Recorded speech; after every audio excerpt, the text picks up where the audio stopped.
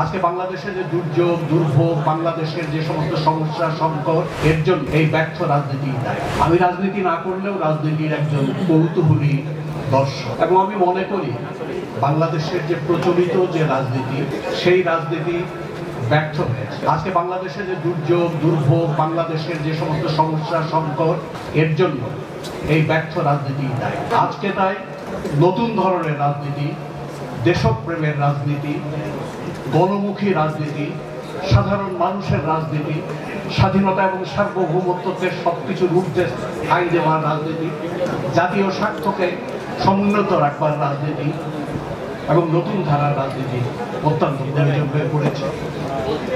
এই নতুন ধারার রাজনীতিতে যেখানেই আমি কিছু আভাস পাই সেখানেই ছুটে যাওয়ার চেষ্টা করি। আমি অসুস্থতার পরে আমি শুনি এবি পার্টি অনেক দিন ধরে, বোধহয় পুরো রমজানে, সাধারণ মানুষের জন্য একটা গণ ইফতারের আয়োজন।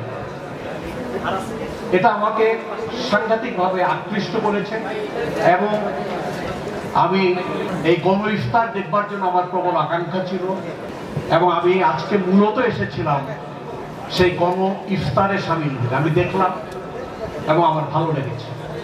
সেখানে শুনলাম আমার সহকর্মী ভাইয়েরা, আপনার ভাই বোনেরা আপনারা এখানে আছেন।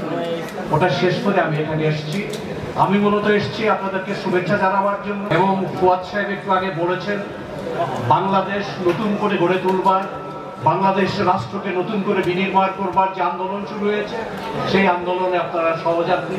আপনারা স্বৈরাচার হটাবার আন্দোলনের সহযাত্রী যেমন ছিলেন, এই আন্দোলনের সহযাত্রী আছেন, এবং আপনারা এই আন্দোলনকে কাঙ্ক্ষিত মাত্রায় পৌঁছে দেওয়ার ক্ষেত্রে আপনারা সক্রিয় থাকবেন, সজাগ থাকবেন, সতর্ক থাকবেন।